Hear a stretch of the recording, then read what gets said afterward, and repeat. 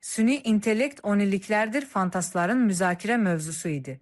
Amma bugün o artıq istənilən mətni yazır, diaqnoz qoyur və hətta strateji qərarlar verir. Fantastika reallığa çevrilib və biz bu yeni reallığın ilk şahidləriyik. Real kimi görünür, elə deyilmi? Az öncə gördüyünüz o təntənəli girişin özünü də mənim üçün süni intellekt hazırlayıb. Ölkəmizdə isə süni intellekt tərbiyəçiləri məhz burada yetişir.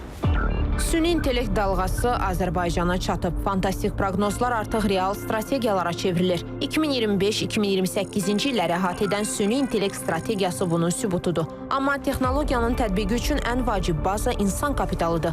Bu tələbələr və gənc mütəxəssislər isə həmin strategiyanın mərkəzindədirlər. Günlük həyatımızda, əlimizdəki telefonlarımızda işlətdiyimiz chatbotlara, LLM-lərə, yəni böyük dil modellərinə qədər biz süni intellektlə içli-çöllü şəkildə yaşayırıq. EQA-nın AI platformasının daha da yaxşılaşdırılmasında iştirak etmək istəyərəm. Bundan əlavə olaraq süni intellekt müsabiqələri, müəyyən datasetlərin analizi, yeni özümüzə aid Azərbaycanın chatbotunun qurulması, bu kimi layihələrdə iştirak etmək mənim ən böyük xəyallarımdan biri olardı gələcəkdə. Yeri gəlmişkən AI Akademiya artıq qanunvericilik bazasına əsaslanan süni intellekt dəstəkli innovativ hüquqi axtarış platformasını yaradıb. Hazırda bir çox süni intellekt həlləri üzərində iş aparılır. Dünya praktikasına da baxsaq, burada məsəl üçün təbii dil emalı alqoritmləri var. Onların tətbiqi ola bilər bizim ölkədə gələcəkdə. Məsəl üçün, bunun tətbiqləri var. Təhsil sahəsində ola bilər, səhiyyə sahəsində ola bilər. Həmçinin bu özəl şirkətlərin servis sahələrində də ola bilər. Bir çox ölkələr bu sahədə hal-hazırda mütəxəssislərin yetişdirilməsinə fokuslaşıblar. Yəni, biz də həm infrastrukturun qurulması, həm də ki, bu ixtisaslaşmış kadrların yetişdirilməsi fokuslanırıq. Məncə, yəni, geridə qalmırıq, amma yəni, işlər görülməlidir təbii ki. Süni intellekt təkcə texnoloji yenilik deyil, həm də yeni dövrün strateji gücü sayılır. AI artıq dövlətlərin güc mövqeyini müəyyənləşdirir. Əvvəllər nüvə silahlarıdır, digər kütləvi qırğın silahları ilə dövlətlər fəxr edirdilərsə, bir strateji bir güc kimi ona baxırlarsa, indi hal-hazırda süni intellektə o mövqedən yanaşırlar ki, süni intellekti güclü olan dövlət, süni intellekt, yəni texnologiyadan güclü olan dövlət güclü sayılır. Çünki o həm iqtisadi nöqteyi nəzərindən o datalara sahib çıxmaq, oradan dəyər yaratmaq. İndi mən bunu ümumi şəkildə deyirəm. Məsəl üçün, fərz edək ki, Google-da toplanan bu dərmanlarla bağlı axtarış yoxdur. Bütün insanlar dərman axtarır, hansısa tiplə bağlı məlumatları toplayır.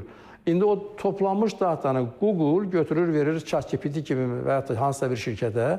Onlar onu emal eləyir və fikirləşirlər ki, araşdırırlar, tapırlar ki, hansı bölgə, hansı xəstəlik var.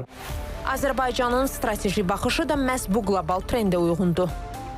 Ölkədə bir milli data ekosistemi yaratmaq, həmin məlumatların özlərini toplayandan sonra bu xam bir ilkin məlumat kimi bunu emal etmək, oradan biliklər əldə etmək, burada süni intellektin yeri görsənir. Ona görə də ölkəmizdə demək, o dediyimiz o rəqəmsallaşma elə bir həddə gəlib çatıbdır ki, artıq hər yerdə informasiya toplanır. Hər yerdə, istər kənd təsərrüfatında, istər iqtisadiyyatın müxtəlif sferalarında, bank, maliyyə qurumlarında, gündəlik bizim həyatımızda, insanların özlərinin, belə deyək ki, müxtəlif fəaliyyətində bunlar hamısı toplanır. Dəyişikliyin bir sıra peşələri sıradan çıxaracağı, yeni peşələri yaradacağı deyilir. Bəs əmək bazarı bu transformasiyaya nə dərəcədə hazırdır? Əslində, peşələr mahiyyət etibarilə başqa bir formaya keçir. Yəni, peşələrə tələblər dəyişir. Harada ki, belə deyək də, bizim əllə görülə bilən işlər artıq onlar monotonlaşıbdır. Onları çox rahatlıqla hansısa bir süni intellekt, rəqəmsallaşma həll yolları ilə optimallaşdırmaq olar. Bu istiqamətə təbii ki, süni intellekt təsir göstərir. Əmək bazarına daxil olmağa hazırlaşan kadrlar özlərinin bacarıqlarını dövrün tələblərinə uyğunlaşdırmalıdırlar. Süni intellektin təşviq etdiyi bu yenilikçi dövr Azərbaycana yalnız texnoloji üstünlük deyil, həm də yeni tarixi fürsət vəd edir. Gələcəkdə artıq neft və qazdan yox, bilik kapitalından, datanın gücündən danışacağıq. Elmira Seyfəddin qızı, Səfər Nəzirov, Ülvi İsmailov, İTV Xəbər.